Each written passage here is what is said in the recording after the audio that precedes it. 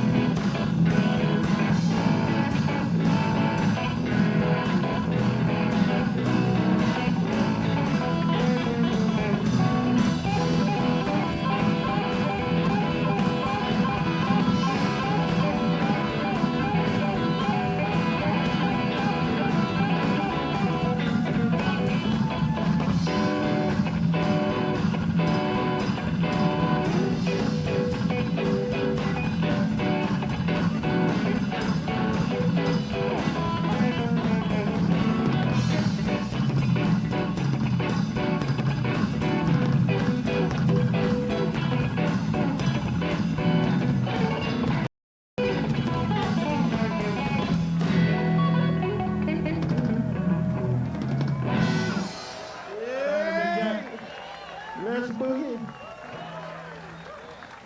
I'm on up. Hey! Shit.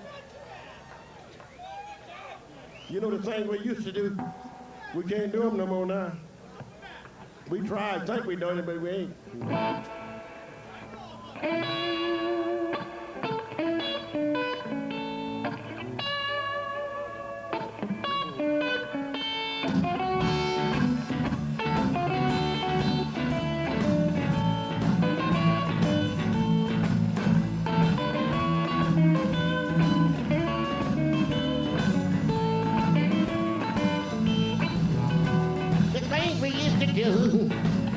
Oh Lord, we can't do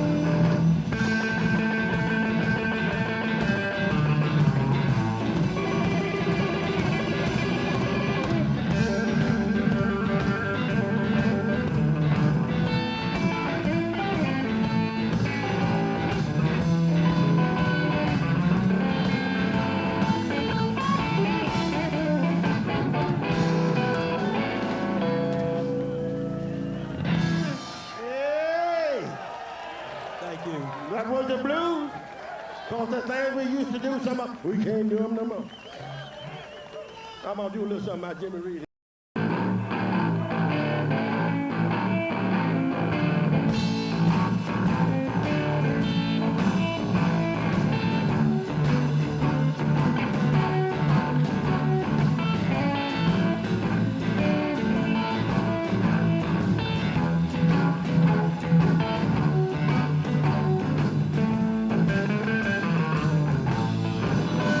Got me running, got me peeping, got me running hard, hard, hard, anywhere you want to go.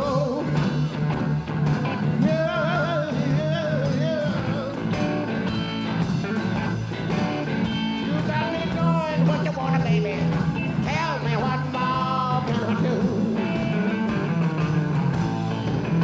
I'm going up, going down. Going up, down, down, down, anywhere over the road. Yeah, yeah, yeah. You got me doing what you wanna, baby. Tell me what more can I do?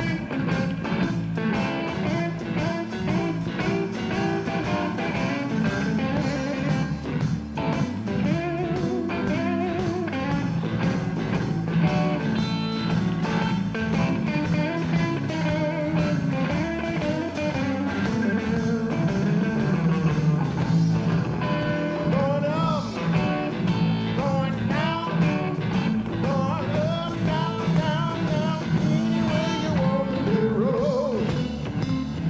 Yeah, yeah, yeah.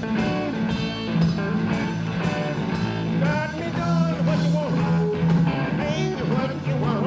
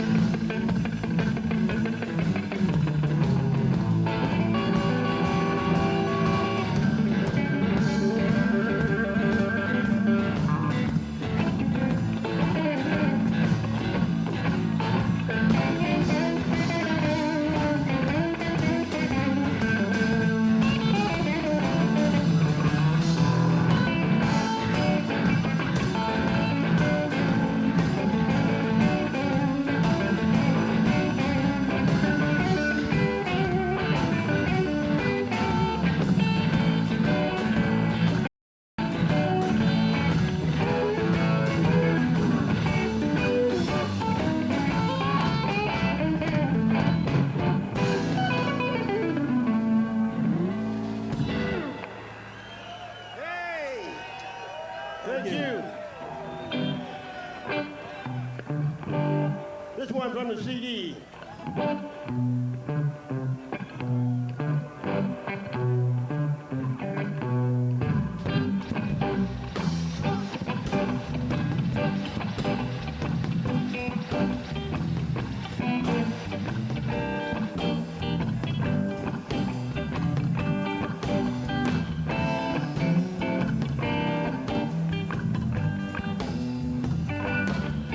I'm crying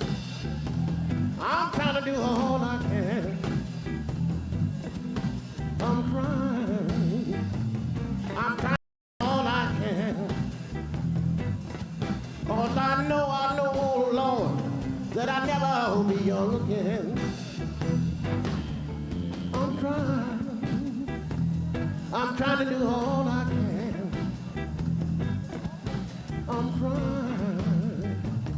I'm trying to do all I can. 'Cause I know, Lord, that I never will be young again. Coco Taylor said that she's going to have a whang dang doodle all night long. B.B. King said he going out on the hillside and make every woman drunk he meet.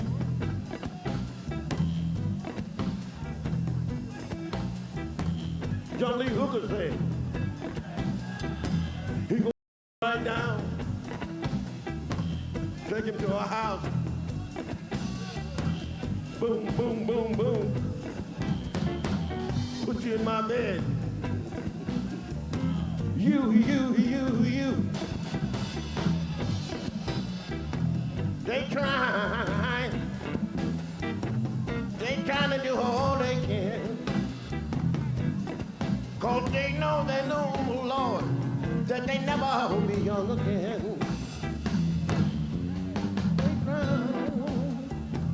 They trying to do all they can. They trying to do all they can. 'Cause they know, Lord, that they never will be young again.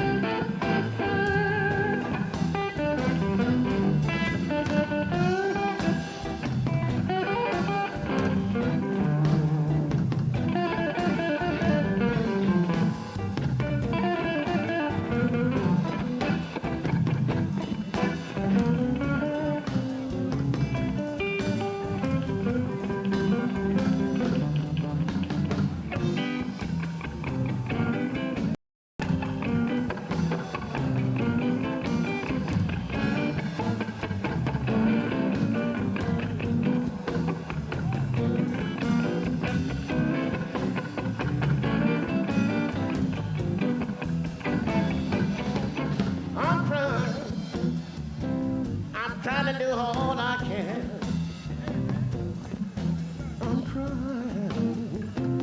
I'm trying to do all I can. 'Cause I know, Lord, I never will be young again. I was walking down Gay Street in Westchester, Pennsylvania. I stopped at a little old bar there called Jitters. I heard all this bumping and jumping and grinding and singing. I peeked up in there. The Blues Sisters, Nancy and Catherine, call themselves the Blues Sisters. They were singing and they was dancing. They said, Big Jack, we trying to do all we can. 'Cause we know, Lord, that the Blues Sisters never be young again. We trying to do all we can.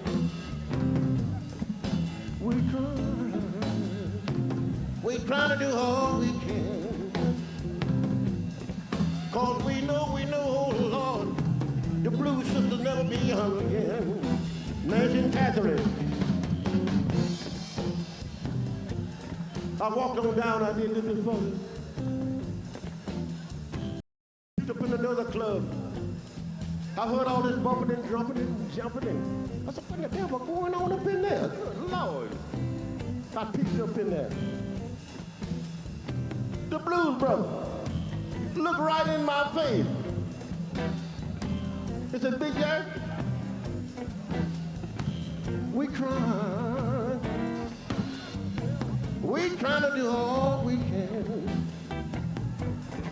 Cause we know, Lord, that Blues Brothers will never be young again. We trying to do all we can.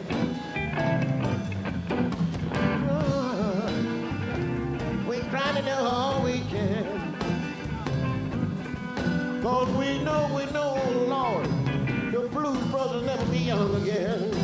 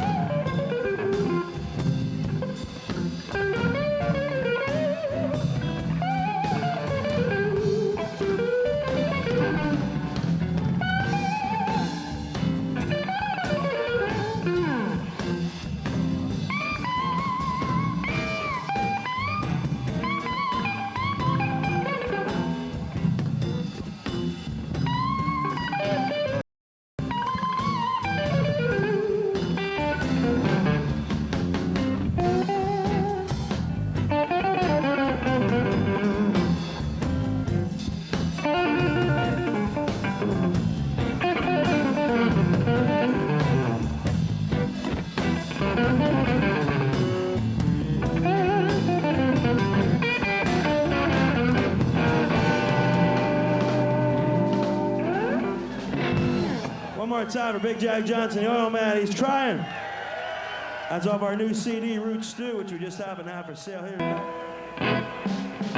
This one by Howlin' Wolf. This is a blues festival, aren't it?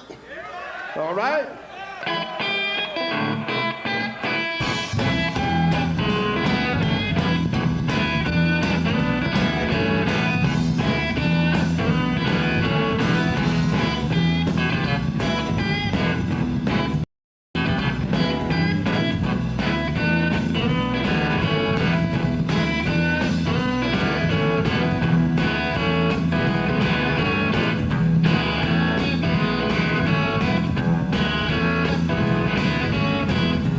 For water, she give me gasoline.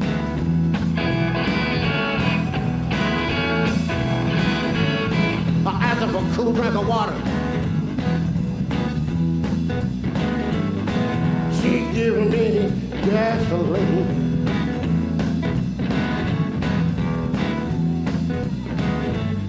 Meanest woman, y'all. Meanest woman I ever seen.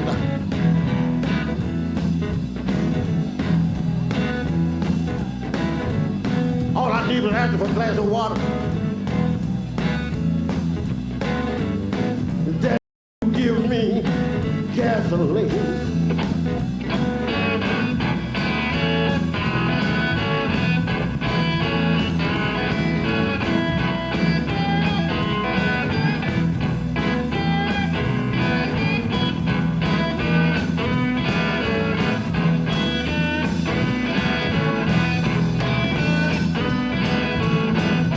For water, she give me gasoline.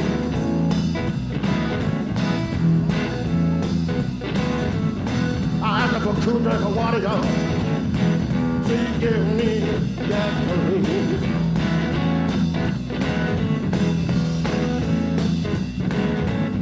Meanest woman, y'all. Meanest woman I ever seen. She keep me worried all the time.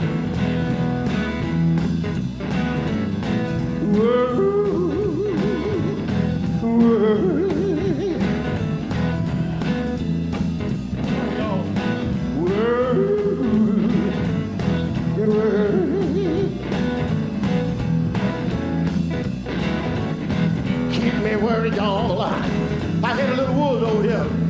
I heard the little wood howling over there. Whoa.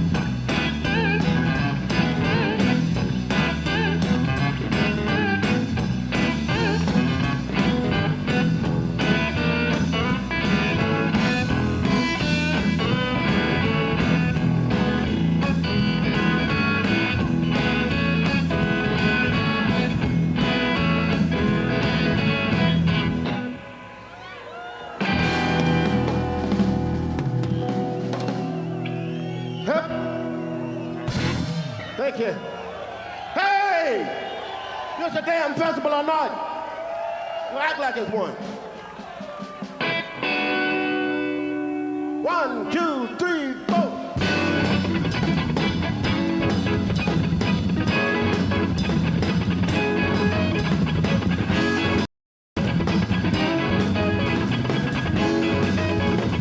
Shake your booty. Shake it up. Shake it down. Shake that thing, girl, right down to the ground. Get on, get on, get on down. Get on, silly. Get on down to the floor. Honey, baby, honey, some more. Shake your booty, girl. Shake your booty. Shake it up, shake it down. Shake that thing now, round and around.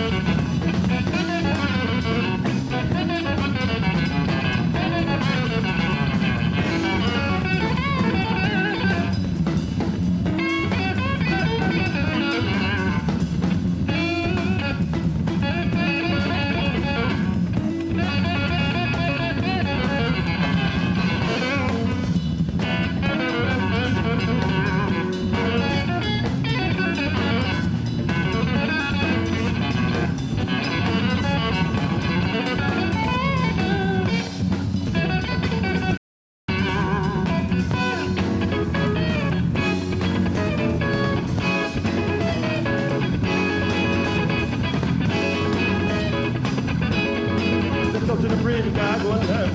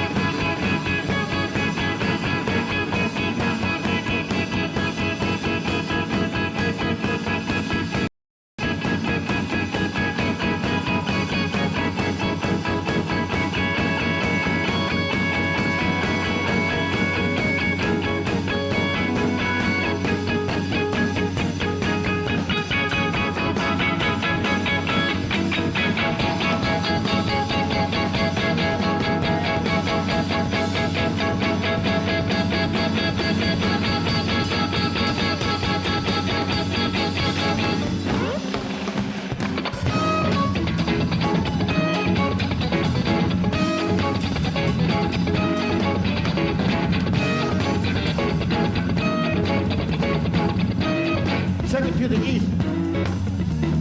Shake it to the west. Shake it to the one. Shake your love back. Shake your booty. Shake your booty. Shake your booty, girl. Shake it up, girl. Shake it down. Shake that thing down. Right down to the ground. You know down. You know down. Down to the floor. Turn it, baby. Turn it some more. Turn it, girl.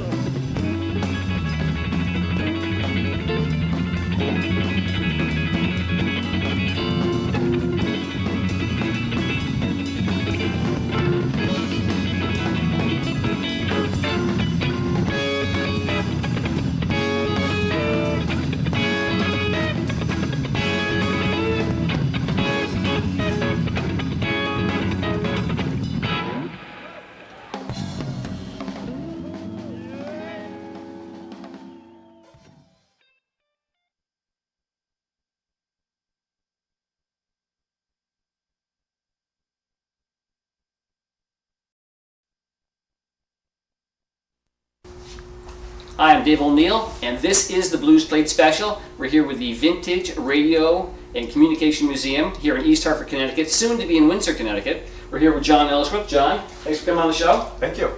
Thanks for having us. It's a great place. Oh, it's fun. It's fun. It's a great history, and we have a lot of fun here putting it together and sharing it with people. Yeah, I just love gadgets. So, Yeah. what do we got here? We're full of gadgets. Most of our tours, we start with this piece right here because this is one of the earliest Edison cylinder phonographs. This was the beginning of the recording age, and going all the way back to when he took the wax cylinders and cut a groove in them, and in that groove was the sound that he reproduced.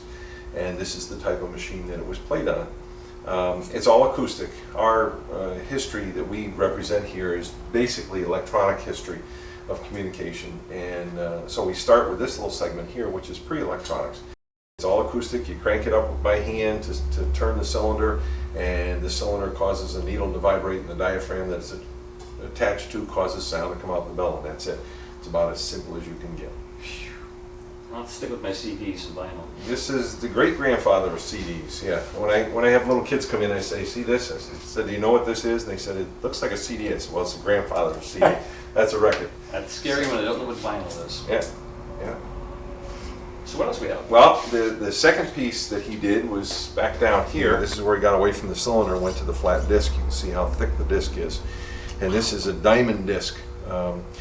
Some of the differences in this than in the more, quote, modern record is that the groove is a hill and valley groove. In other words, the depth of the groove is what carried the sound, the fidelity of the sound. And causes the vibration? Right. The later records had a side-to-side zigzag groove, and so that didn't come out until later. But what I found eventually was that there was just so much fidelity they could get out of the hill and valley.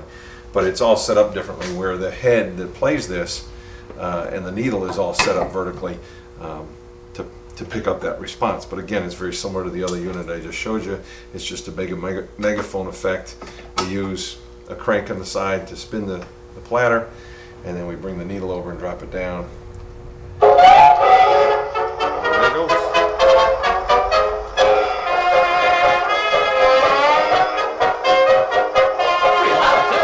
got good volume, it's got pretty good fidelity. The sound quality is not bad. In fact, I think we have the volume, no, that is full volume. There's actually like a sock that goes up inside the horn and closes the horn off. So what do we have here? Okay, this piece here is called a credenza. It's from the Victrola company before Victor became part of RCA. So it was actually a Victor piece. And it's a concert hall or a living room Victrola. And what they actually did back in those days was they would build these big enough so that the sound would actually fill a whole concert hall. And this one does a pretty good job of filling our museum with sound. Still the same Another principle. crank, huh? Hand crank, just to wind it up. And this one, because of the size of the cabinet, has a huge acoustical horn which winds all around through the cabinet and comes out here.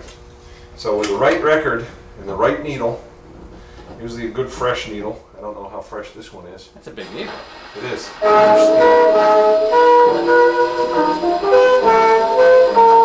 you hear the scratchiness coming directly from the needle. These are more than dust covers. This is part of the sound system. All the scratches outside the sound of the music. Right, so you're not getting that direct sound coming out. And this is your volume control right here. There's no electronics, there's no way of turning that volume Close the down. door. Or leave the room. In the room. But literally we can go down the other end of the museum and hear this very, very easily. It carries. Steady shot. Okay, so we're into radio, it looks like. Yeah, this is one of the early sets. This is actually a Stuart Warner from 1925-26.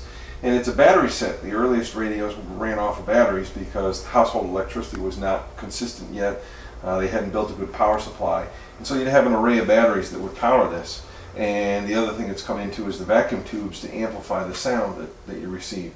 Characteristic of an early battery set, you see the three knobs. The tuning was not very easy because you had to tune the different stages independently. It was later that they figured out that you could do that all simultaneously. This one we got set up and ready to run, and it will come out through a Magnavox horn speaker, which was from that period. So a Stuart Warner radio and a Magnavox horn speaker. How many volts running through that? That varies. Here, there are usually at least 3 voltages you have to run in there. You could run upwards of 100 to somewhere in the range of 100 to 200 volts DC.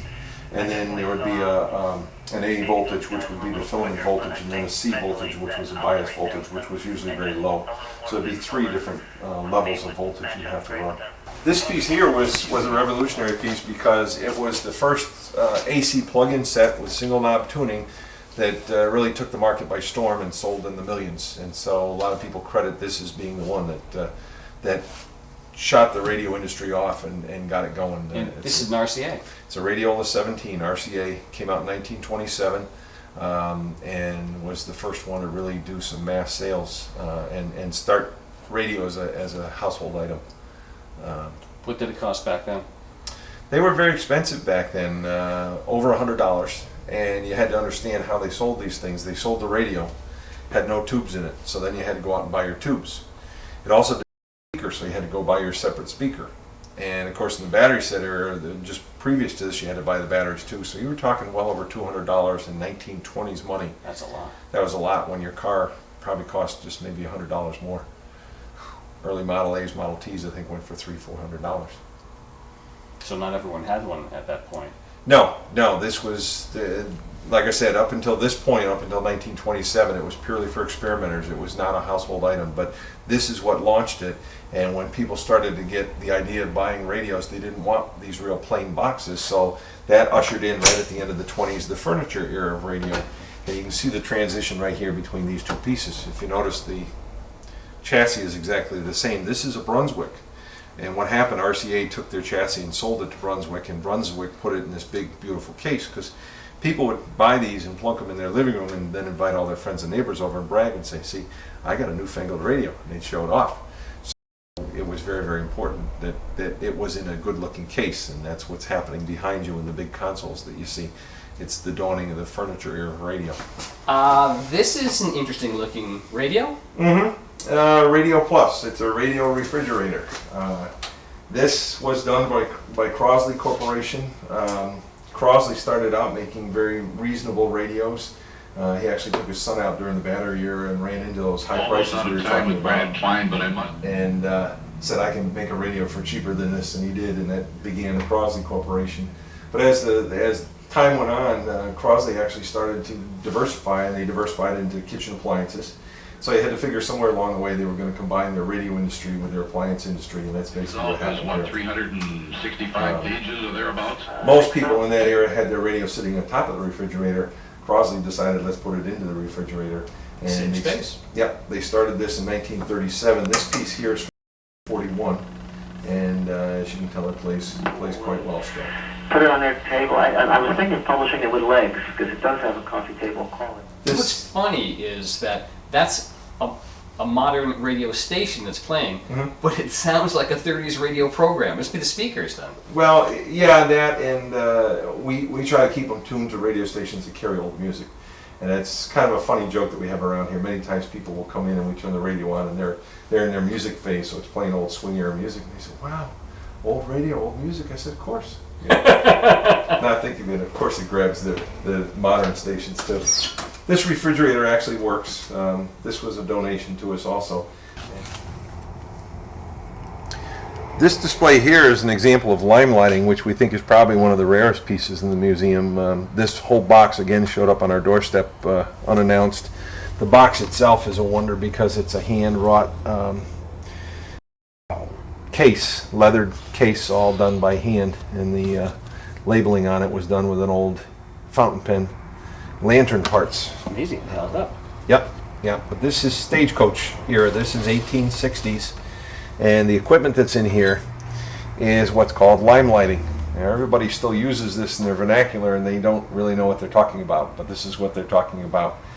Basically what they did is they had a manifold, which is still in the box there, and you would hitch up a cylinder of oxygen and a cylinder of hydrogen to it, feeding those gases in here to a burner on this end, and they would ignite it.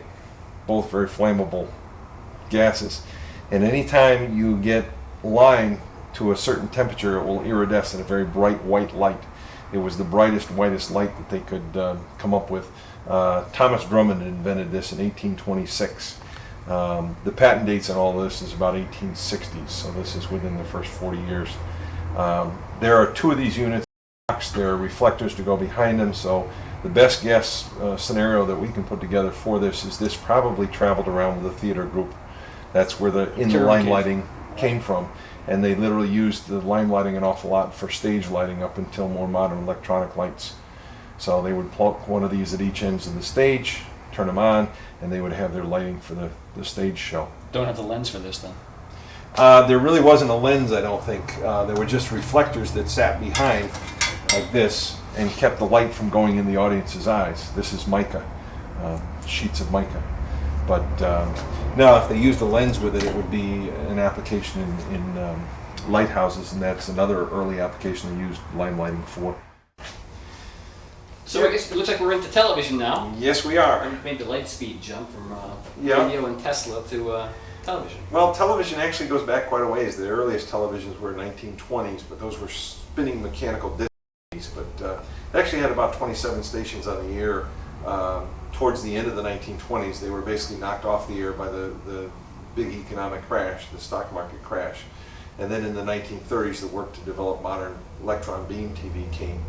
And they perfected it in and around the late 30s. 1939 World's Fair, RCA set up closed circuit TVs all over the fairgrounds, and people just got turned on and so excited about TV. They set a date in 41 to go commercial and start manufacturing these for the public, and about 6 weeks before that date, the president declared a state of emergency, and they had to fight a war before they got to their TV sets. So in 1947, when the industry was released for private production again, they couldn't keep the TVs on the shelves. People were so desiring those machines, the sets, that they just jumped off the shelves as quickly as they could. Some people think projection screen TV is a very modern kind. This one right here is from 1948. very early TV. You can tell it's an early TV because it only has channels 1 through 13. UHF hadn't been invented by then. But this picture tube right here is actually the actual size of the picture tube that's inside this monster. Faces to the floor. The image is then reflected on a mirror up around this, set up to a mirror on the back side of this sloping surface, and then projected through the back of the screen here. So this is a projection screen TV, one of the earliest. That's a big screen for back then. It is, it is. You have to understand TV back in this era, though, was what they called non-daylight TV. To watch the TV, the pictures were not strong enough to overpower sunlight. So what you did to watch TV in the daylight, you pulled all the shades down, turned all the lights off, turned the TV on, and you might be able to see a decent picture. Not to mention the color. No color. Color didn't come along until the early 50s. 53, 54 is when color came in.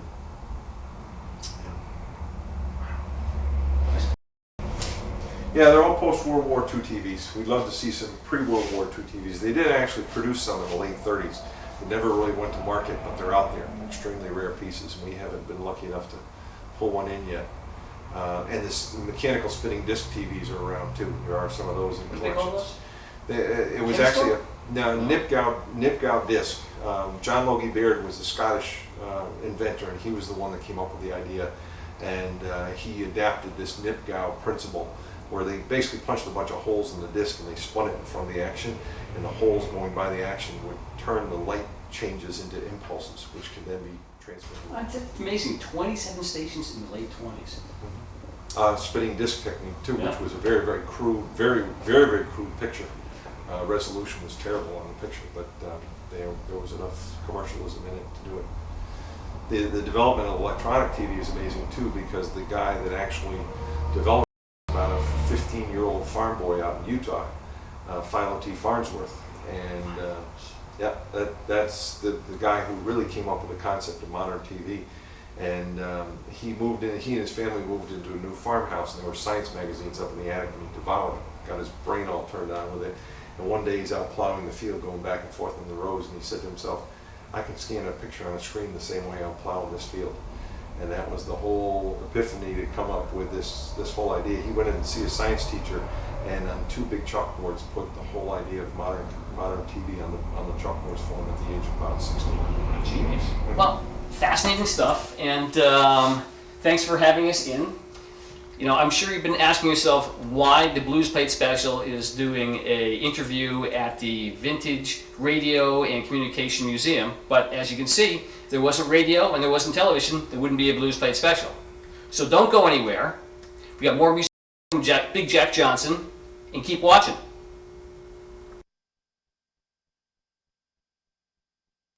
Big Jack Johnson.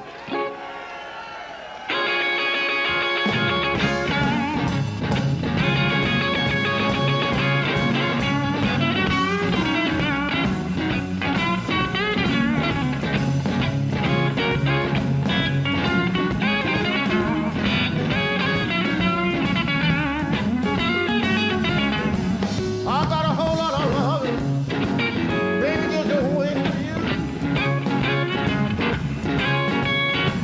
Whole lot of love, baby, just waiting for you. Yes, well, I can love you, darling. I know that you can love me too.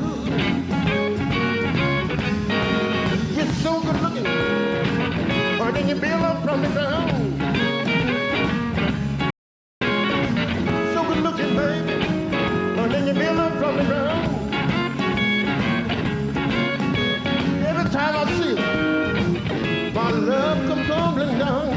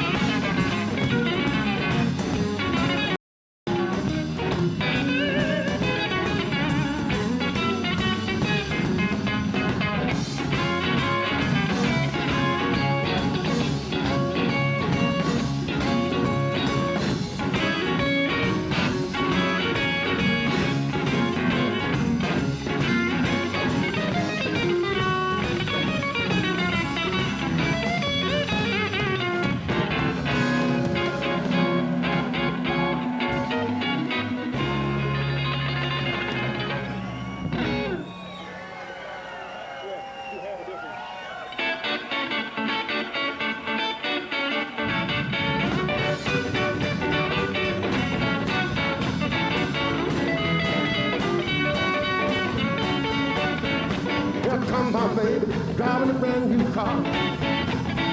Here come my baby, driving a brand new car. Well, I'm good, I feel like jumping the joy. I'm gonna dance, dance, dance, dance all over the hood.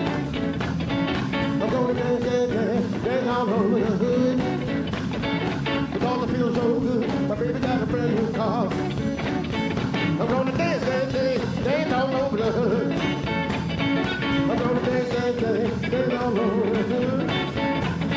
Because I feel so good, my baby got a brand new car. I wanna jump, jump to joy. I wanna jump, jump to joy. I wanna jump, jump to joy. I wanna jump, jump to joy. I feel so good, my baby got a brand new car. I wanna jump, jump to joy. I wanna jump, jump to joy. I wanna jump, jump to joy. I wanna jump, jump to joy. I feel so good, my baby got a brand new car. Look out, Jimmy.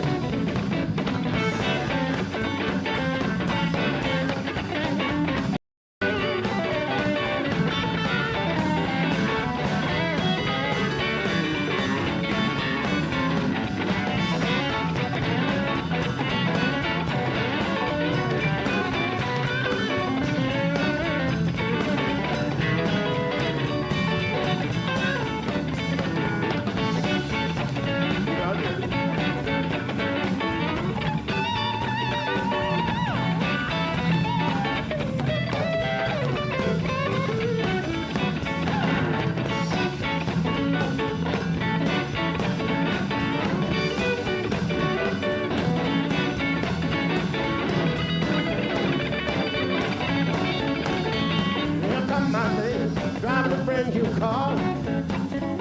Here come my baby, driving a brand new car. Well, I feel so good, I feel like jumping the joy. I wanna jump, jump. I wanna jump, jump, jump. I wanna jump, jump, jump. I wanna jump, jump, jump. I feel so good, my baby got a brand new car. I wanna jump, jump to joy. I wanna jump, jump to joy. I wanna jump, jump to joy. I wanna jump, jump to joy. Baby got a brand new car. I feel C-H-E-V, R-O-L-E-G. C-H-E-V, R-O-L-E-G. Well, I feel so good, my baby got a brand new car. I feel C-H-E-V, R-O-L-E-G. I feel C-H-E-V, R-O-L-E-G. I'm a Chevrolet. Well, I feel so good, my baby got a brand new car. One more time.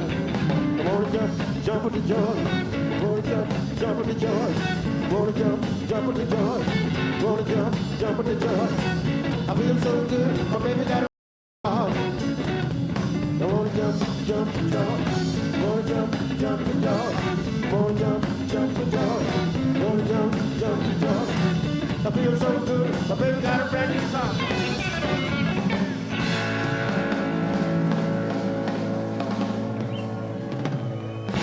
Thank you. That's off our new CD, Root Stew. How about it one more time for Big Jack? I think we got time for one more. We're going to turn to Big Red. We got a new guitar. This is called Lowdown Red.